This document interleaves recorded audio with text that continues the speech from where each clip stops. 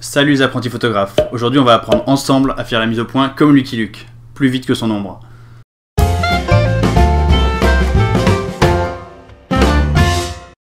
Ce matin j'ai écrit un article sur mon blog sur l'autofocus, et en complément de cet article, je voulais faire une petite vidéo pour vous expliquer comment je fais moi la mise au point avec mon appareil photo. Il y a des tonnes de moyens différents de faire la mise au point, d'ailleurs je vous invite à aller lire l'article pour avoir plus de détails.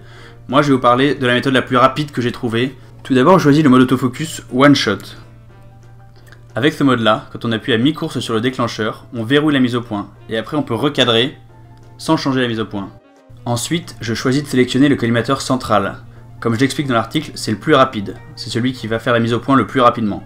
Et voilà, maintenant mon appareil est réglé, il me reste plus qu'à aller prendre des photos. Je fais la mise au point immédiatement avec le collimateur central. De cette manière, ça m'évite de perdre du temps à sélectionner un autre collimateur. On fait la mise au point, on décale, on déclenche. On fait la mise au point, on décale, on déclenche. Pour moi, cette technique, c'est la plus simple, la plus rapide et la plus instinctive pour prendre rapidement des photos en faisant correctement la mise au point. Mais attention, c'est pas une technique qu'on peut utiliser tout le temps. Quand le sujet bouge très vite, par exemple, entre le moment où vous allez faire la mise au point et le moment où vous allez recadrer et déclencher, le sujet aura bougé et la mise au point ne sera plus bonne. Pour que cette technique marche, il faut aussi choisir une profondeur de champ pas trop petite. Donc on va fermer un petit peu le diaphragme, par exemple à F4, c'est très bien, pour être sûr que la zone de netteté soit suffisamment grande. Sinon, le moindre petit mouvement va faire sortir le sujet de la zone de netteté. Voilà, c'est tout pour cette vidéo, j'espère qu'elle vous aura intéressé.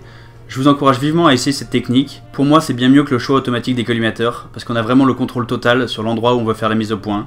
Et comme mon appareil photo, il n'a pas de petit joystick au dos pour sélectionner les collimateurs, je trouve que c'est très long de passer d'un collimateur à l'autre. Je préfère rester sur le collimateur central, je trouve que ça va plus vite. Si cette petite vidéo vous a plu, n'hésitez pas à vous abonner.